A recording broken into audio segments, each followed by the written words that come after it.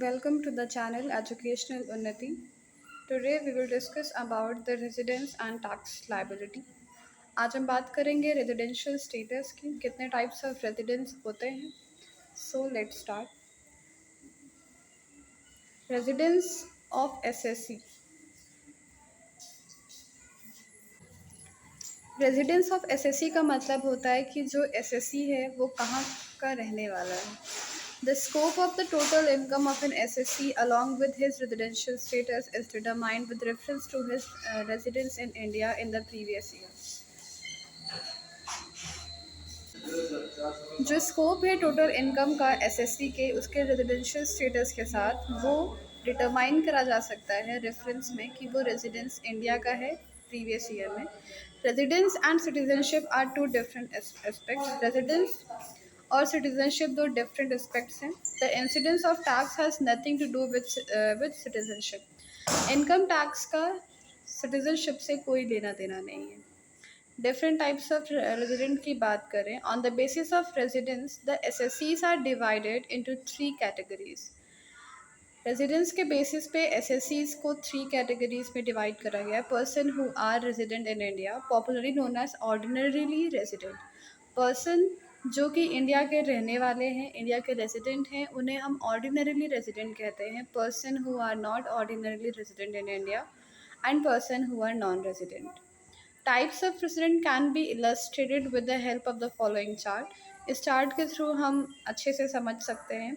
Types of resident को divide करा गया है रेजिडेंट एंड नॉन रेजिडेंट में.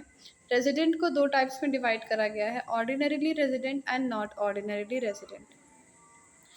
सो इंडिविजुअल्स की बात करें कि अगर एक इंडिविजुअल रेजिडेंट है इंडिया का, an individual is said to be resident in India in any previous year if he satisfies any one of the following basic condition. एक इंडिविजुअल रेजिडेंट कहलाएगा इंडिया का प्रीवियस ईयर के अनुसार अगर वो satisfy करता है बेसिक कंडीशन को. He has been in India in the previous year for a period of 182 days और मोर. अगर एक पर्सन 182 डेज या उससे ज़्यादा पिछले साल में अगर इंडिया में रहा है तो वो इंडिया का रेजिडेंट है. He has been in India for at least 365 days, या फिर वो इंडिया में 365 डेज रहा हो during the 4 years preceding the previous year. Previous year को छोड़ते हुए जो बाकी के नेक्स्ट जो लास्ट 4 years थे उनको मिलाते हुए उसे 365 डेज इंडिया में रहना होगा और at least 60 days during the previous year और 60 डेज प्रीवियस ईयर में. तो वो रेजिडेंट कहलाएगा इंडिविजुअल इंडिया का. डीम्ड टू बी रेजिडेंट की बात करें, an Indian citizen who is not liable to pay tax in any other country or territory by reason of his domicile or residence or any other criteria or similar nature shall be deemed to be resident in India.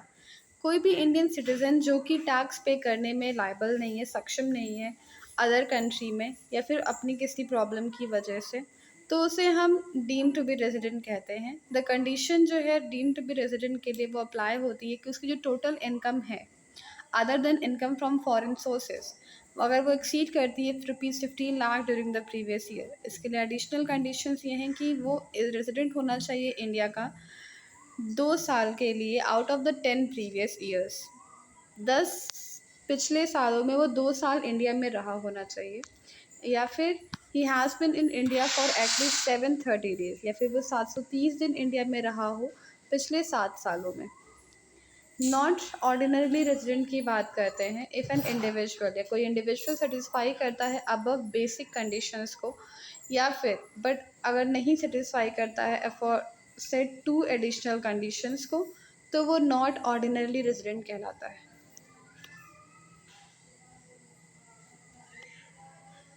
He has been a non-resident in India in 9 out of the 10 previous years preceding that year.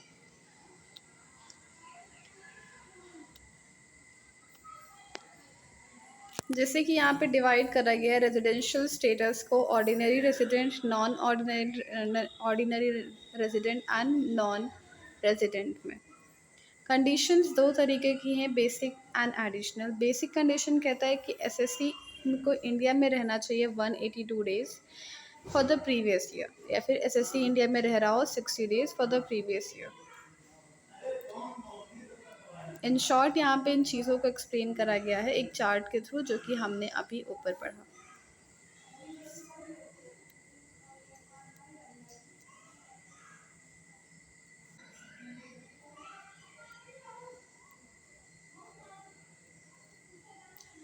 The chart is showing us the residential status. Residential status income tax के section 6 में आता है, जहाँ पे individual या फिर कोई firm जो है वो रेजिडेंट होती है इंडिया की। अब हम बात करेंगे deductions from 80C to 80U। बहुत इंपॉर्टेंट डिडक्शंस हैं। First of all section 80C। Section 80C जो है वो इंडिविजुअल और HUF के लिए है, यानी कि Hindu undivided family. Regarding payment of LIP, life insurance policy के रिगार्डिंग है contribution to PF and PPF। Deduction इसमें हमें मिलती है up to ₹150,000। Section 80CCC individuals के लिए है, और ये हमारा पेंशन फंड के रिगार्डिंग होता है, कंट्रीब्यूशन टू पेंशन फंड, और इसमें डिडक्शन मिलती है 150,000 मैक्सिमम। सेक्शन 80CCD इंडिविजुअल के एम्प्लॉय के लिए है या फिर अदर इंडिविजुअल, और ये सब्सक्रिप्शन और contribution in the pension fund के रिगार्डिंग है। डिडक्शन इसमें मिलती है कि जो अमाउंट डिपॉजिट हुआ है या फिर 10% ऑफ सैलरी, जो भी कम होगा वो डिडक्ट कर दिया जाएगा, या फिर अमाउंट जो कंट्रीब्यूटेड है बाय 14% ऑफ सैलरी और whichever is less. Other individual up to 20% of GTI, gross total income. Then section 80CCE individuals के लिए है, और ये रिगार्डिंग है deduction under section 80C, 80CCC and 80CCD। Deduction इसमें मिलती है up to ₹150,000। Section 80D individual and HUF के लिए है, और ये हमारा मेडिकल इंश्योरेंस प्रीमियम के से जुड़ा हुआ है।